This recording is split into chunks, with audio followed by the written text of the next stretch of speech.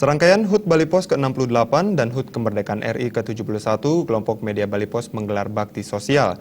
Kegiatan ini diharapkan dapat mendekatkan hubungan antara kelompok media Bali Pos dan masyarakat.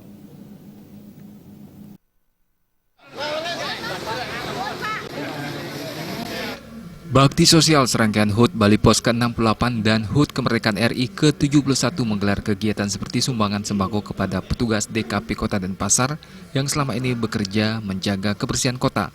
Selain itu, pemeriksaan gratis dan donor darah juga digelar yang diikuti masyarakat umum dan keluarga besar kelompok media Bali Pos dan melibatkan sejumlah rumah sakit seperti Rumah Sakit Manuabe, Rumah Sakit Prima Medica, Rumah Sakit Angkatan Darat, dan Rumah Sakit Surya Husada dengan dibantu tim PMI Bali. Humas Rumah Sakit Manuabe Putu Suarpini menyambut baik kegiatan ini dan berharap dapat digelar secara berkelanjutan demi mendukung program pemerintah untuk meningkatkan kesehatan masyarakat.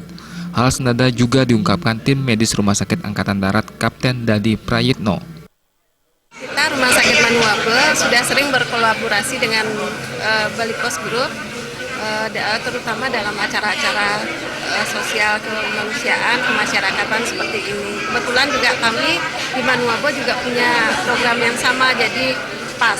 Menurut saya ini kegiatan ini sangat baik ya, sangat positif sekali, dan saya berharap kegiatan ini bisa berlanjut untuk kedepannya biar lebih baik lagi.